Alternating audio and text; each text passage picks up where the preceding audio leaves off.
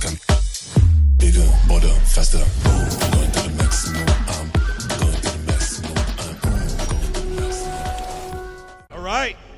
So let's dive right into it. Everybody's awake and after lunch, yeah? We've got a lot of smart minds up here talking about what businesses need to do to prepare for the wave of Web3. So we'll get my bias again out of the way for those who know it. I think we're building parallel customer journeys now, and if we haven't mastered the touch points across that customer journey in Web 2, now's our chance to do that and create a new one. But that is how I'll tee us off. So who wants to go first? All right, let's go with the UK guy, because that'll probably sound the most intelligent. So what do entrepreneurs need to do, Eric, or Gareth, sorry, to prepare their business for Web3? Hello? Okay, cool. That is better. So I think one thing I want to do on that question you've asked is slightly change the question, which is always a great Not a problem, way. because it wasn't my question. This is how you deal with questions. You just don't answer them and you answer something else. So I want to remove the word entrepreneur and just generally leave the word business. How does businesses prepare? And I think, again, a theme in my answers, as per the last talk, is I'm quite boring, and so it really comes down to the people, process, technology question. Like, what is going to change with your staff? The skills going to change? Are your customers going to change? What is going to change with your process? Things are going to. I can get onto that in a second. And finally, what's going to change with the technology? I think the conference name maybe has answered that one for us. Now, there's a whole raft of things that we could go into, and I will just talk about one and then allow other people to take the mic away from me. And the one I'm going to get into is, I think if you take Web3 to its logical conclusion, you know, each individual is empowered to hold their own data, which means that businesses are no longer holding customer data. This means your business model is not going to be as intrinsically sticky, because you are more like a gateway to, you know, the distributed ledger where people's information will be stored. And I think what that means in terms of preparation is you basically need to have a capability dedicated to making sure your pipeline to the blockchain is the best, the most fun, the most competitive, the most value giving, for want of a better word. And I think it's that transition from being a kind of hoarder of client data to being an enabler of your clients to make use of Web3, blockchain as a data repository, and you just, you know, help them get there. I think that's the biggest change I want to talk about. So I will pause talking, because I've spoken a lot. De La Muerta, let's go to you. So the question is, how do businesses prepare or vamp off of what he said. I think he brought up a lot of good points. So IP3 is working to help established Web3 companies take their IP successfully to Hollywood. So we're really reaching the whole world. One of the things we've really realized is that for people who live and breathe Web3 for the last 2 years, how do we make that approachable to the rest of the world? How do we make it seamless? And now there's developed technologies where, you know, it's easier for people out there to have a wallet. It's easier to purchase products on the Web3 using their credit card. Like, now there's ways to embrace all kinds of customers into the Web3 space. It was very sort of secluded just for Web3 tech people before, but now it's becoming much more approachable. And then I think for businesses, like, Web3 shouldn't be a scary thing. It is really about enhancing the user experience, the customer experience. And in the case of IP3, we're really looking to flourish the fan capabilities. So if you have a project like Batman, originally, you would not want anyone else to touch Batman. You want to control everything, all things Batman. But Web3 is about creating a space where Batman is still protected, but maybe there's a place in the sandbox where fans can create merchandise, they can create posters. So it's about creating more inclusivity with the community, with the fans, and sharing in your business model with the community that brings you up. Yeah, I think as we go to Rico, the tie-in with those two things is when you have fandom and a promiscuous customer at the same time, that becomes your differentiator, is how well you create opportunities to share in that value and extend that value. Rico, let's go to you. Thanks. As a VC perspective, we're looking at how Web3 can disrupt the current Web2 market. And I always tell the project's owners or entrepreneurs or core team, please go back to basic and solve the Web 2.1 issue first. Do not come and tell me I'm Web3 ready, I'm Web 2.5 ready. What infrastructure have you got in your market that you are currently targeting? Are the people ready for Web3 yet? How long will it take them to learn about Web3? And how can they be benefiting from Web3? What is Web3?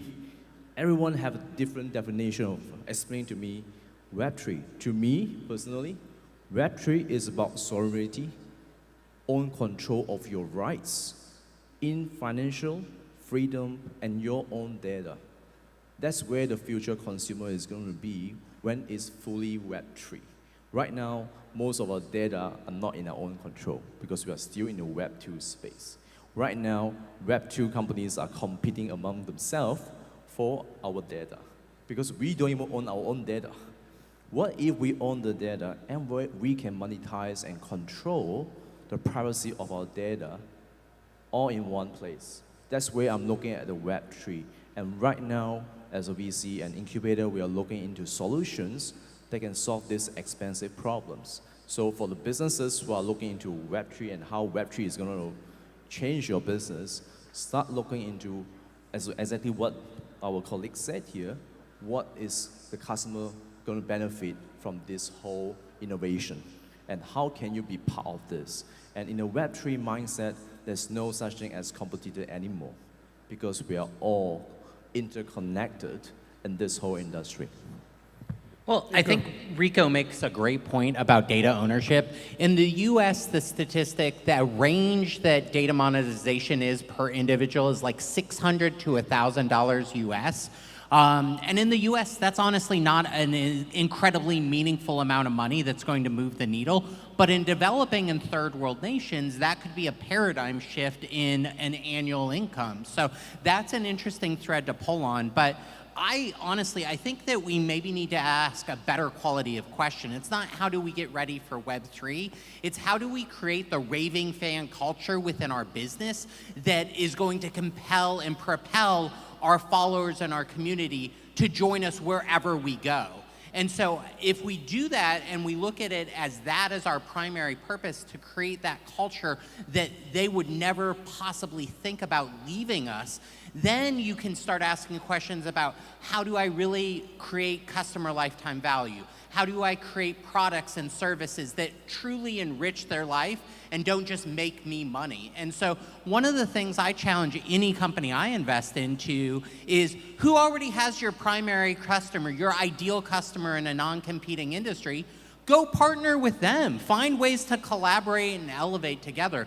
Because my entire career has been predicated on success leaves clues. And so I want to model what I do off of other people's success. I really don't want to go be the trailblazer in any industry because that, generally speaking, that person doesn't survive. But if I find great people to partner with, it makes the world a lot easier. It's precisely. It's about synergies and how can businesses actually create strategic alliances to work on the problems to solve their customers' problem. And by the end of the day, it's about how well the customer use their data and make more money by themselves. It's not about how we make money from the customer anymore. So that mindset change and switch needs to happen for the business owners to start with.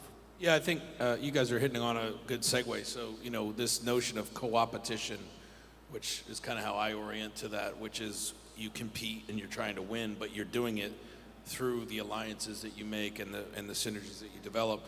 It also requires a new set of ethics, which I think we're seeing kind of the bad side of the old way, reveal itself this last couple of weeks. But it's an opportunity more than it is a challenge because we're exposing kind of the broken underlying ethical and kind of business design questions that if we don't solve those, it really doesn't matter what technology we throw on top of it because we're just going to perpetuate more of the same in a new way. So What are you guys doing But hold on, individually or in your Chris. organizations? Hold on, are you referring to FTX, I would assume? I'm not just FTX. I mean, Yeah. there's a whole slew of Yeah, examples. no, Voyager, Celsius, I mean, you can name them, but the problem with all of that, those weren't decentralized. All of them were centralized organizations. So if you look at truly decentralized products, there's very, very little opportunity for nefarious players unless it's a malicious smart contract to start. Yeah, but that's and I like that we're going to debate this a little bit. Feel free to jump in. I agree, and I also don't think that's a complete enough way to look at it, because everyone that says decentralization is the key forgets that Mother Nature always wins, and Mother Nature uses both, right? Our brains are the central nervous system, but when we cut ourselves shaving or something at a peer-to-peer level, we solve that problem. We don't have to engage the whole body. There's a beautiful design in nature that we can learn from as we mix decentralized networks and peer-to-peer stuff with centralized efficiencies. We've just gotten lopsided in the centralized direction, and what we don't want to do is get lopsided in the decentralized direction and not create the efficiencies we need, because then we won't scale. But I think that's where the opportunity lies, is if you can redefine the incentives and the ethics right, and if you can create sovereignty at the level that users and individuals can opt in or actually own their proxy at whatever level they want without telling them that mandate. That's where the opportunity to kind of innovate lies. But I'm happy to have somebody else jump on this pile on. I don't think I'm well positioned enough to kind of jump in between you two on this thing. So basically, I don't care to pile on this, but I think I agree with both your perspectives. And I look at it from my amateurish world as you have a decentralized, basically database layer, and then you're going to have some centralization at an application layer, because they're going to be features that are going to have data that won't necessarily always be written to chain, I don't think. And so I think basically pockets of centralization will exist on top of it. But I'm going to defer to you two on this, I think, and I'll allow someone else to speak. Well, I think also there's like a principle of economics. Like when something is new to the marketplace and it's successful, in this case, we sort of had the creation of Bitcoin that created this whole new philosophy.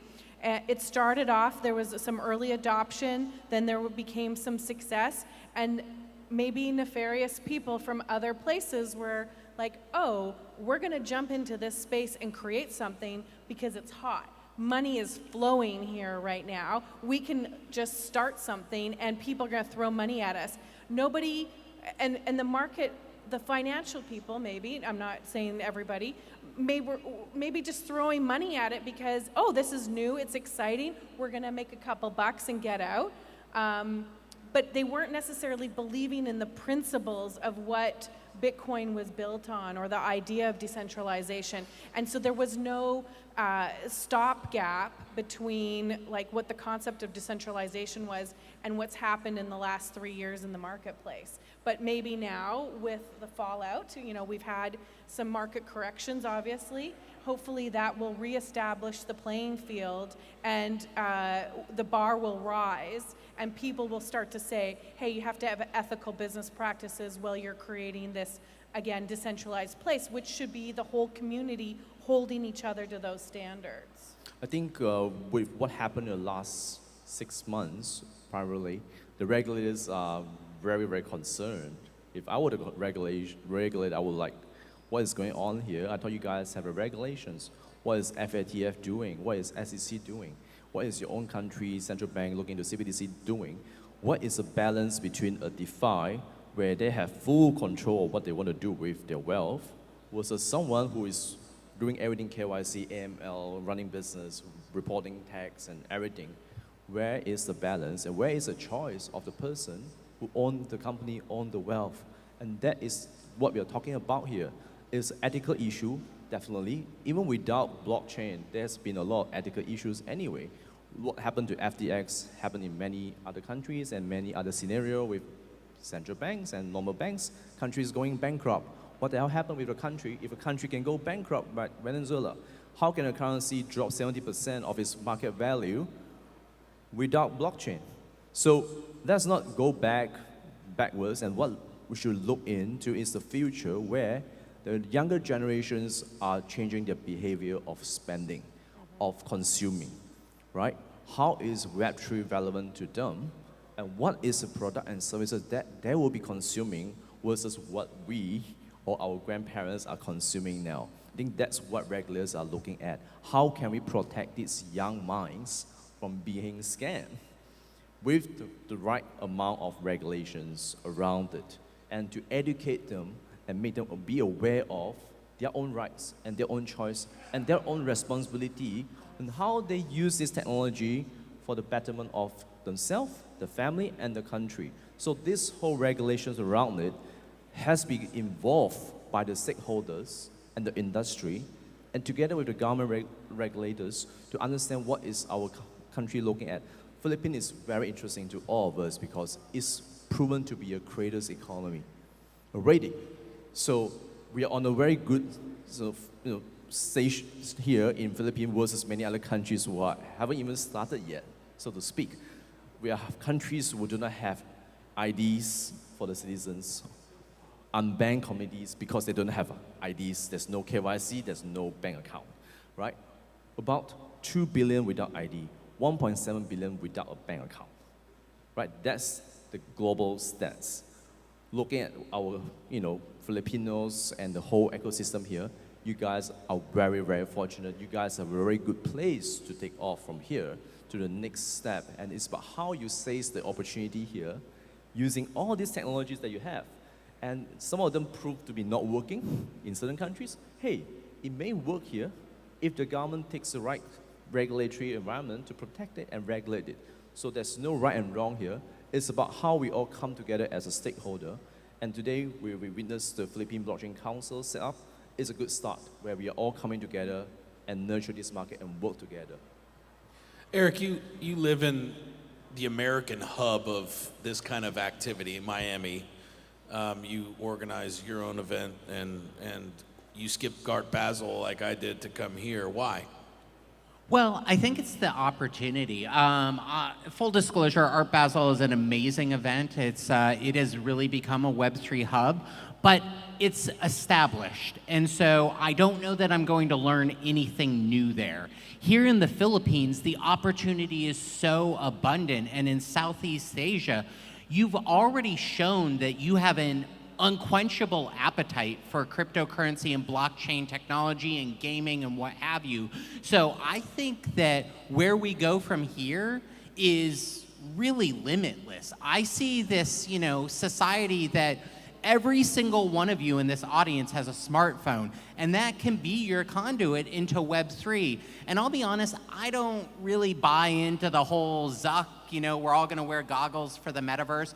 I just look at what Web3 is. It's going to be a more immersive vision of what Web2 is. It's going to be a website that you go and have a rich immersive experience in. And so getting back to the topic of the panel, if I was an entrepreneur with a company, I would be laser focused on how do I create there? How do I integrate these concepts of Web3 today so when I make the full switch over in a year, 3 years, 5 years, whatever that time horizon is, it's frictionless. And I brought it up earlier, but I'll bring it up again because I really think it's an elegant solution to bring people into the space. What Starbucks is doing is genius. And they're not even uttering the word NFT except to us inside baseball people. It's just a different way of doing things, and that's where we're gonna have to go. It's not gonna be, oh, here's your MetaMask wallet and here are your keys, because that is going to melt people's minds, and they're not ready for that. But the idea of cashless, we've been there. 2022, 13% of all transactions in the US are cash. 10 years ago, that was 29%. And I'm sorry, I got that stat wrong. It's 16% currently. So it's 13% down in a decade. Like, we're going there. Yeah, I think you bring up an interesting opportunity to onboard, right? Which is loyalty and inside of existing brand legacy, Starbucks being one. I have a friend who runs a company called Project Venkman that is doing a major project with one of the larger airlines related to their air miles. And the ability for you and I to have a secondary marketplace where I could say, you know what, I don't need these miles, and you could buy them from me, and like these efficiencies that really make sense, that are user-centric, but also still have the brand's kind of metrics and economies in mind. So let's talk a little bit about where we think low-hanging fruit is. Where's the low-hanging fruit if you're operating a brand or if you're trying to build infrastructure as a startup for a brand? Where do you think the opportunities lie in the next 24 months that people should be thinking about, especially in Southeast Asia? If you have any thoughts on that. I think with the blockchain, the easiest opportunity is in basically data audit. It's such a simple use case. Load something up to the blockchain, read it, check it hasn't changed, use that to prove your audit on pretty much any business process where that matters. You know, I don't know, be it an insurance report, be it an automobile supply chain, be it your financial reports to your regulators. It's like part of an assessment to prove that, you know, your financials are as you recorded them at the time you recorded them. I think it's such a simple thing, and I think we should be looking not just in Southeast Asia, but as the appetite is here, I think everyone should be looking basically to use the blockchain to really speed up those kinds of data quality and data checking processes. And I think that's the lowest hanging fruit from my perspective. I think for me, my perspective, it comes from PR and marketing, communication.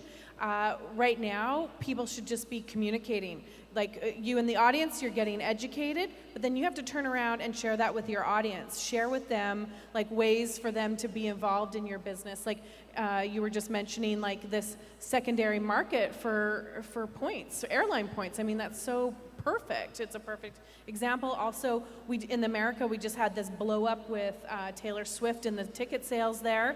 There's opportunity everywhere we look to make things easier for the consumers, like Eric was mentioning, and then for them to be participating in the growth of your business.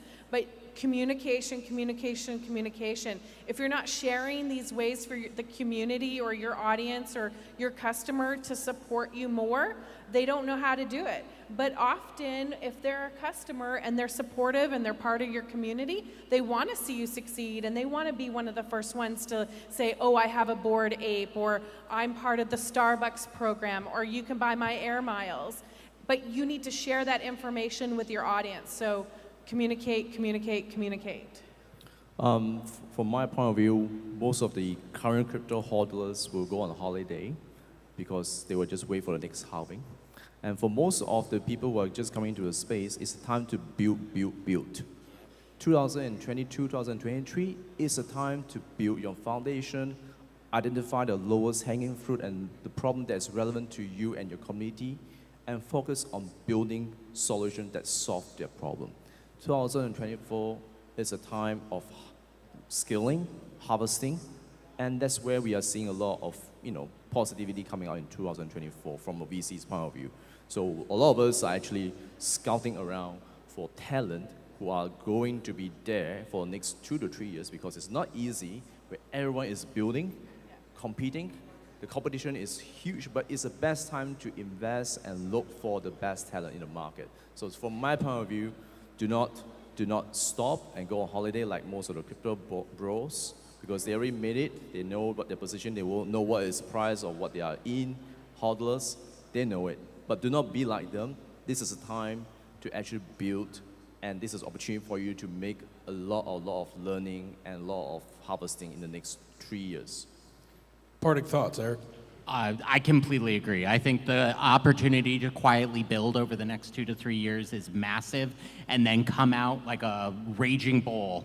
But to your question, I would say the biggest opportunity is still in real estate. Globally, that's a $400 trillion asset class that primarily is locked liquidity-wise. And so if we could open up those channels to microloans in Southeast Asia, into Africa, into Latin America, I think it could be a paradigm shift for what we're able to do and achieve globally.